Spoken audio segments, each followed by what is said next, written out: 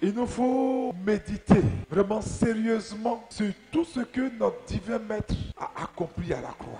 Est-ce que nous prenons conscience et nous savons que chaque fois que nous communions à son corps et à son sang, nous rappelons au diable sa défaite. Il y a de la puissance dans le sang de Jésus. Il y a une victoire sans contestation dans le sang de Jésus. Et cette puissance n'est pas là seulement pour que nous soyons sauvés, pour que nous allions au ciel, pour le salut de nos âmes. Non! L'enseignement de l'Église nous montre que cette puissance est disponible immédiatement quand nous venons communier à son corps et à son sang. Paul dit, l'esprit de vie en Jésus-Christ nous a affranchis de la loi du péché. Romains chapitre 8, verset 2. L'esprit de vie qui a été libre sur la croix nous a affranchis de beaucoup de choses. Le sang de Jésus a donc anéanti le pouvoir du péché, anéanti le pouvoir du jugement, puisque tous les deux mènent à la mort. Et Dieu a repris le pouvoir sur la terre et il a dépouillé, comme dit Paul, Satan et tous ses suppôts. Il les a dominés, il a écrasé les têtes et il a vaincu tout le pouvoir des ténèbres. Donc quand nous venons à la divine liturgie ou à la messe, nous devons comprendre que en tant qu'héritier avec Christ, co-héritier avec lui, nous partageons, toi et moi, la même autorité. Nous avons la même autorité à travers Jésus. Donc quand nous venons communier à son corps et à son sang, non seulement nous affirmons notre véritable identité de fils de Dieu, mais nous rappelons également au diable qu'il a perdu. C'est pourquoi depuis toujours, nous courions chaque jour derrière la divine liturgie. À l'époque, c'était la messe. Et chaque semaine, nous étions en adoration. Nous avions jusqu'à 4 prêtres. Quand ceux d'Abidjan n'étaient même pas disponibles, ils n'avaient pas le temps, on faisait venir d'autres de l'intérieur. Parce que nous avons compris le secret qui nous a donné la suprématie. Bien-aimés, quand nous communions au corps et au sang du Christ, ce qui se passe, c'est que le diable nous regarde impuissants. Il nous regarde impuissants célébrer la puissance de la résurrection de Jésus. Plus jamais, toi et moi n'avons besoin d'égorger un mouton, un poulet, de jeter un œuf à des carrefours. Ça, c'est fini ça. Plus jamais, toi et moi n'avons besoin d'un féticheur, d'un marabout, d'un grand prêtre pour se rendre dans le sein des saints sans savoir même s'il allait pouvoir en sortir. Plus jamais. Quand Christ est mort à la croix, il y a eu un bouleversement dans l'atmosphère. Par sa mort et sa résurrection, tout a changé pour toujours. C'est pourquoi toi qui me suis, je déclare sur ta vie que tout change pour toujours au nom de Jésus. Mais quand nous prenons son sang sous l'aspect du pain et du vin, ça opère une merveilleuse actualisation de ce que Jésus a accompli. Par son sang, maintenant, toi et moi pouvons expérimenter la guérison, la délivrance, l'exaucement. C'est pourquoi je veux dire à quelqu'un, si tu es malade, quel que soit le niveau de souffrance, quel que soit le diagnostic alarmant des médecins, prends tes médicaments, mais n'oublie jamais que la solution véritable est dans le calice et sur la patène, le corps et le sang de Jésus-Christ de Nazareth. Quand nous assistons à la divine liturgie ou à la messe, c'est le lieu d'un grand miracle de guérison. C'est pourquoi nous faut avoir de bonnes attitudes. C'est le lieu approprié où tu dois rendre grâce à Dieu. Quel que soit le mal, Paul a dit rendez grâce à Dieu en tout temps. Et pendant que nous participons à la célébration, proclamons tout ce que Christ a accompli à la croix. Rappelez à vous-même et rappelez surtout à l'ennemi que la guérison divine est votre droit. Et que ce droit est un droit inaliénable. Quelle que soit la maladie, quels que soient les pronostics des médecins, forcément, tu vas ressortir guéri. C'est un droit que tu refuses de vendre à Satan. C'est un droit que tu vas échanger à personne. Quel que soit ton état, proclame toi-même que lorsque son corps est brisé, c'est sa chair qui a été brisée à la croix.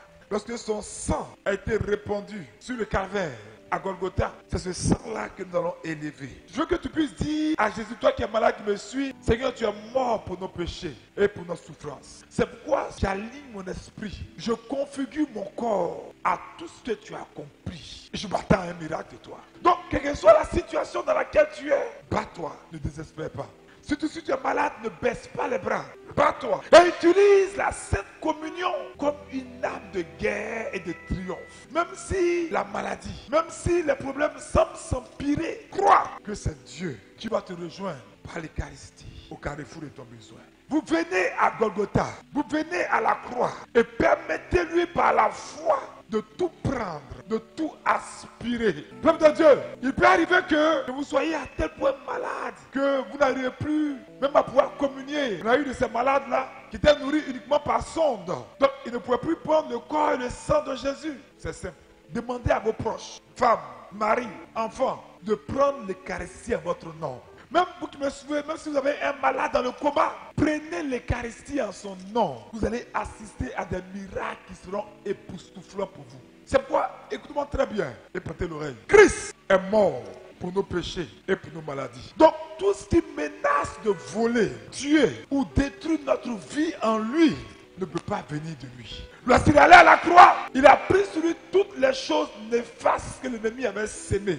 La Bible dit qu'il est devenu notre sacrifice éternel. Isaïe a dit, ce sont nos douleurs qui s'est chargé et nous l'avons considéré comme puni, frappé, humilié. Mais s'il était brisé, c'est à cause de nos iniquités. Le châtiment qui nous donne la paix, c'est sur lui que c'est tombé.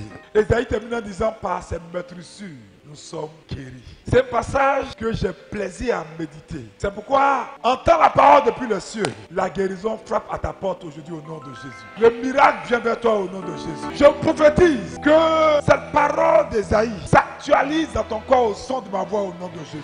Bien-aimé, la crucifixion a tout accompli. Parce que c'était faux quand même. C'est le seul moment où la Bible dit que Dieu le Père a détourné son regard de Jésus. Vous savez que Dieu, son regard, ne peut pas se poser sur le péché. C'était quelque chose de grave. C'est pourquoi le maître a écrié, Élie, Élie, lama sabachthani. C'était un drame qui se jouait, frère. Mais un drame pour que, quand tu viennes à la divine liturgie, à la célébration eucharistique, le miracle s'actualise pour toi. La guérison prend place. Amen. La bénédiction s'attache à toi. Amen. Peuple de Dieu, lorsque Christ a pris sur lui le poids de nos péchés, Dieu ne pouvait pas prendre part à cela. Donc, est-ce que tu peux imaginer comment Jésus a pu se retrouver seul? Puisque déjà, depuis le jeudi Saint-Pierre avait fui, avait béou, Pierre s'était cherché. Il s'est retrouvé à la croix presque seul. Et son père a détourné son regard de lui. Est-ce que tu peux comprendre que Jésus était triste? Quand vous êtes dans la douleur, votre souhait c'est qu'il y ait des gens pour vous soutenir. C'est qu'il y ait des gens pour vous soutenir, n'est-ce pas? Mais quand tout le monde vous abandonne, c'est difficile. Mais il a supporté tout ça. Et toi, quand tu viens pour actualiser, pour te remémorer ça, pour que cela soit réactivé, tu joues avec.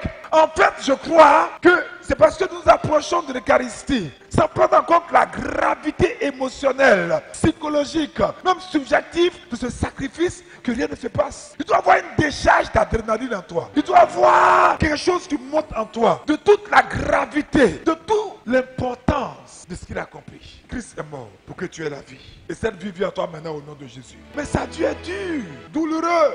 Et vous vous souvenez que, pour ceux qui ont l'habitude de lire la Bible, avant le passage d'Ésaïe 53, Ésaïe dit des paroles très fortes et merveilleuses, de belles paroles. Il dit, il était un homme de douleur, habitué à la souffrance. C'est pourquoi toute douleur dans ton corps, tout ce qui cause la souffrance dans ta vie, est brisé par le pouvoir de cette Eucharistie au nom de Jésus. Amen. Il a tout pris pour que tu aies la paix. Si les parents travaillent, qui se battent, qui se sacrifient, c'est pour que les enfants n'aient pas trop à souffrir. Une dame m'a dit, je veux pas que ma fille vive ce que j'ai vécu. Jésus de Nazareth a pris toutes nos peines, toutes nos angoisses, toutes nos maladies à la croix. Il est mort. Il a pris toutes nos souffrances. Il a pris sur ses épaules toutes les souffrances du monde pour que toi et moi nous soyons guéris, restaurés, délivrés, exaucés, corps, âme et esprit. Et il nous donne ce mémorial. Il nous donne ce moment pour que tu puisses toi l'expérimenter aussi. Et que tu ne dises pas, ce sont des choses du passé, c'est de l'histoire. Cette Eucharistie est déclarée. L'Eucharistie qui change ta destinée au nom de Jésus. Amen.